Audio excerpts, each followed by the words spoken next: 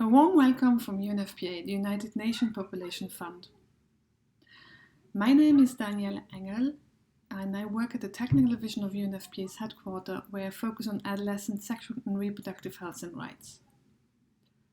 Today we will be looking at the third paper of the Journal for Adolescent Health Supplement, which we issued with WHO to commemorate the 25th anniversary of the International Conference of Population and Development.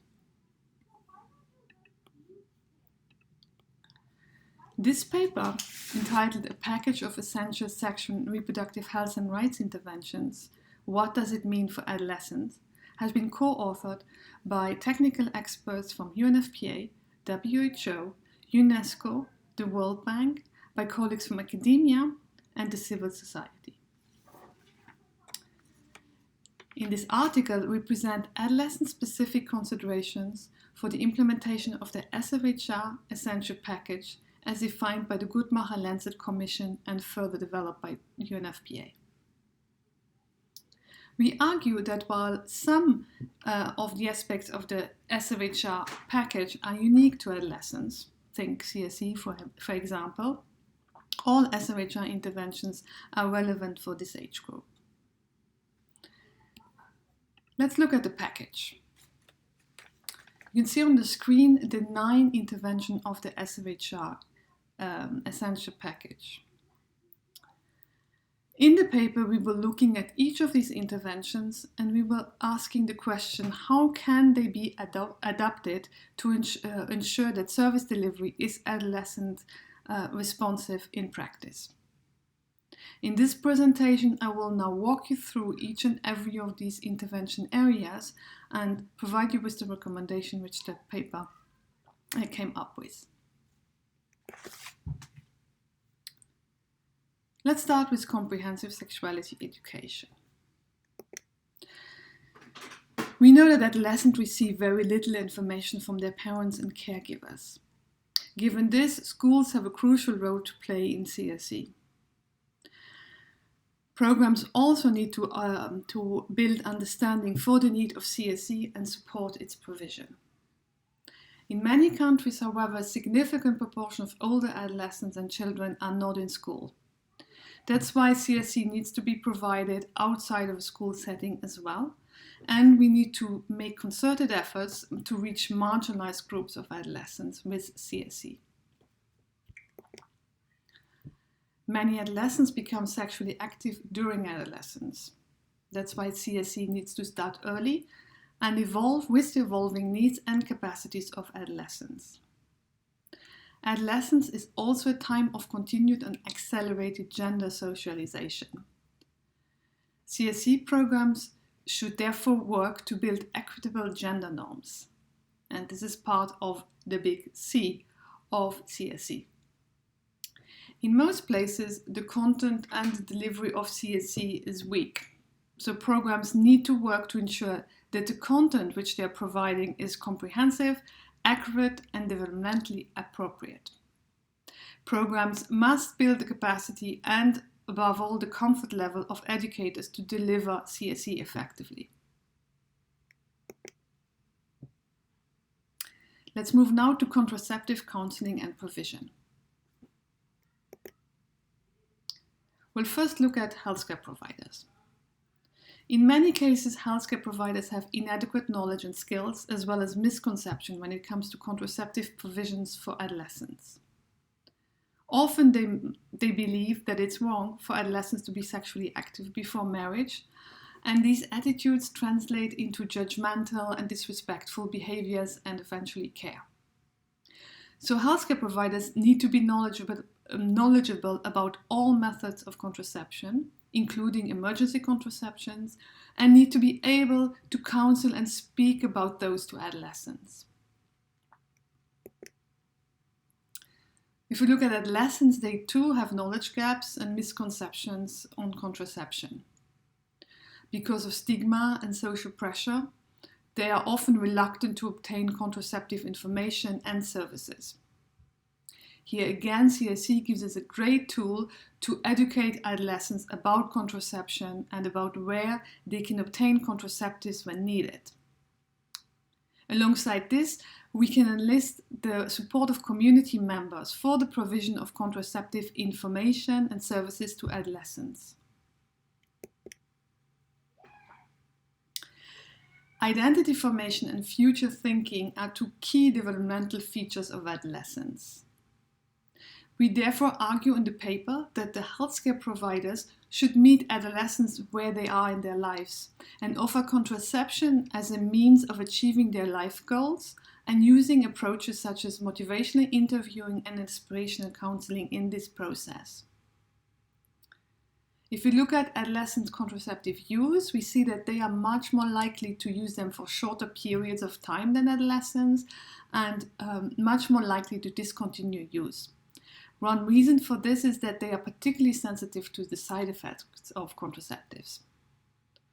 So here again, healthcare providers should provide support to adolescents, provide them with consistent information and promote continuous use. They should also actively manage side effects. Adolescent girls are at a higher risk of rapid repeat pregnancies than adolescent women. One reason for this is misconceptions and lack of awareness about the return of fertility. Contraceptive counseling, therefore, and the provision of contraception should be an integral part of antenatal, postpartum, and post-abortion care with timely and functional referral mechanism when needed.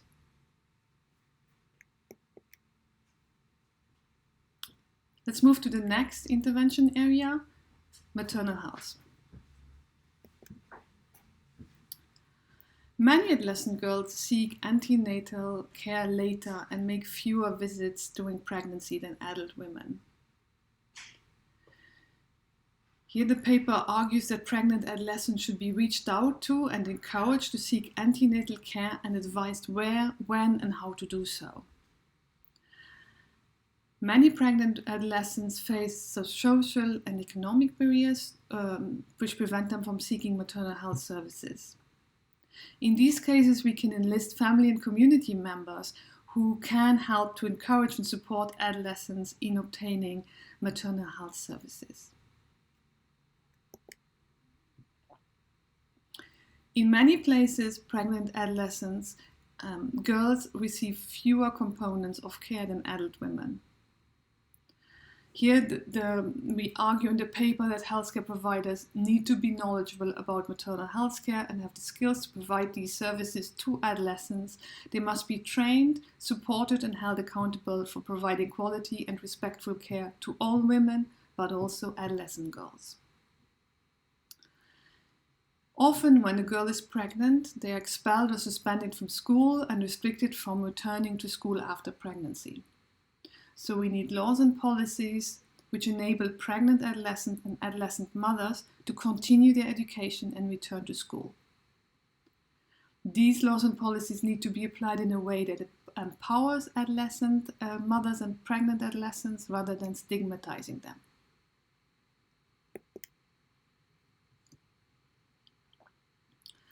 Perinatal depression occurs at higher levels in parenting adolescents than in adults.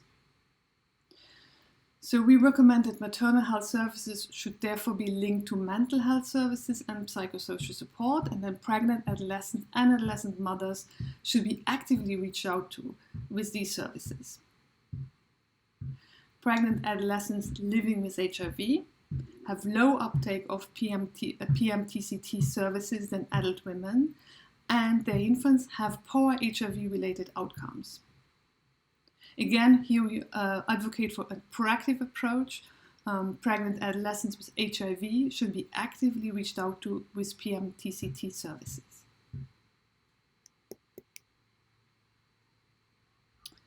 We now move to comprehensive abortion care, and I will give you a minute or a moment to appreciate the difficult situation this girl pictured in this drawing is in.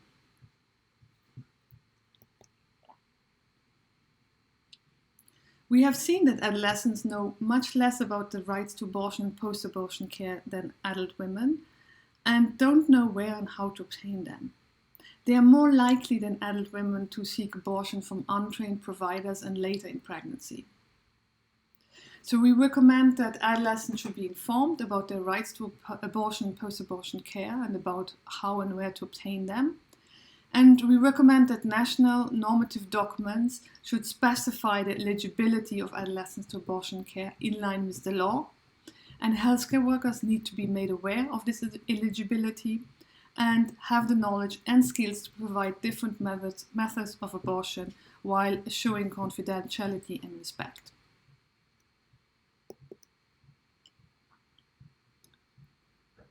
The next intervention area is prevention of HIV and other STIs. Adolescents have low rates of STI care and HIV testing and low use of antiretroviral therapy and care.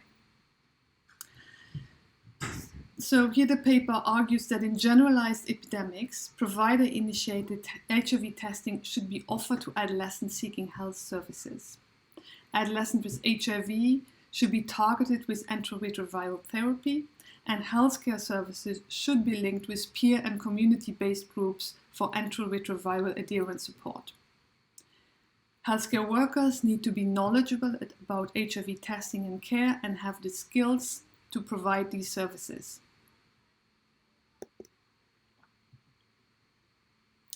Adolescents living with HIV acquired perinatally may not be aware of their status.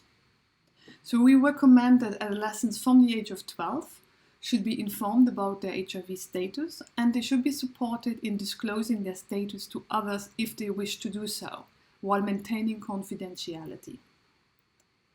Young key populations experience stigma and discrimination at greater levels than adult key populations, and in some instances are even subjected to criminal proceedings.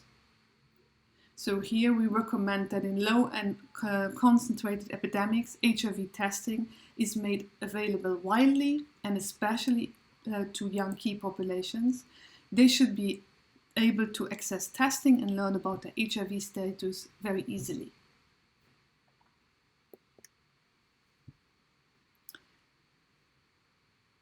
We move to the next intervention area, which focuses on sexual and gender-based violence.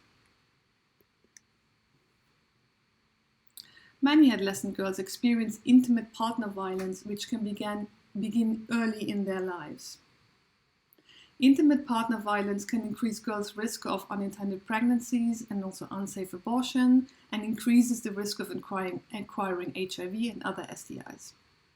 We need to ensure that clinical care for adolescents who have experienced IPV includes emergency contraception, HIV, post-exposure prophylaxis, and STI testing and treatment. We also need to support girls who have experienced violence to access criminal justice and legal and social services. Child and adolescent sexual abuse are associated with an increased risk of depression, post-traumatic stress disorder, and suicidal ideas and attempts. So cognitive behavioral therapy with a focus on trauma should be offered to children and adolescents who have been sexually abused and who are experiencing mental health problems. Child marriage is a particular form of gender-based violence. So to prevent child marriage, we know that many girls are informal and informing unions before the age of 18. Preventing child marriage, we know what works for preventing child marriage. What we need is laws and policies which prohibit marriage before the age of 18. We need education and employment opportunities for girls and young women. We need school-based and community-based activities which inform girls of the laws and policies against child marriage and empowers them to say no to marriage. And these activities need to be combined with intervention at the level of the family and community to challenge norms that support child marriage. FGM, female genital mutilation, another form of gender-based violence, also harmful practice, which is often performed in older children and younger adolescents. To promote the abandonment of FGM, we need a combination of approaches at the level of the individual in terms of empowerment, the level of community in terms of mobilization, and at the level of laws and policies in terms of enforcement of laws and policies who ban FGM. Girls living with FGM experience lasting ill effects, so we recommend cognitive behavioral therapy to all girls and women living with FGM, and in some cases, de-infiltration can be used to prevent complications linked to FGM. The next area is the prevention, detection, and management of reproductive cancers with a specific focus on cervical cancer. And here, the adolescent-specific intervention is, without a doubt, the HPV vaccine, which is the primary prevention of cervical cancer. It's a safe and effective vaccine which has been introduced since 2008 in many countries around the world, has been shown to be effective and safe in preventing cervical cancer, and WHO recommends that this vaccine is given to girls from 9 to 13 years of age, ideally before sexual debut. We have seen some legal and policy barriers as well as knowledge gaps and misconceptions around the HPV vaccine, which have hindered provision and uptake of the vaccine. These barriers need to be removed, and we need to build awareness and understanding about the HPV vaccine among adolescent girls and their families, their communities, but also healthcare providers. And then girls should not be asked whether they have initiated sexual activity before or when the vaccine is administered. HPV vaccination programs do not always make use of the full range of available approaches. Very often HPV vaccines are administered at school level only. What we recommend is that the rollout of the HPV vaccine uses a combination of approaches, including schools, but also community-based approaches and facility-based approaches. We also suggest that the HPV vaccination platform could be a great entry point for other health-related information and service provision to the adolescent population. The next area looks at services for subfertility and infertility. And you might ask yourself, really, for adolescents, is this so relevant for the adolescent population who has most likely not yet started their family formation? Well, adolescence is an important period for developing lifelong healthy lifestyles, which can prevent common causes of subfertility, infertility in adulthood. Therefore, there should be investment and specific attention to the general health promotion for adolescents, including on healthy eating, exercise, safe sex, and avoiding smoking. Adolescents who have experienced an unsafe abortion, a complicated childbirth, or an STI may be also at risk for subfertility and infertility. So adolescents need to be educated about the fact that these conditions can lead to subfertility and infertility. And then finally, adolescents undergoing childhood medical treatment, such as, for instance, cancer therapy, can negatively influence their future ability to conceive.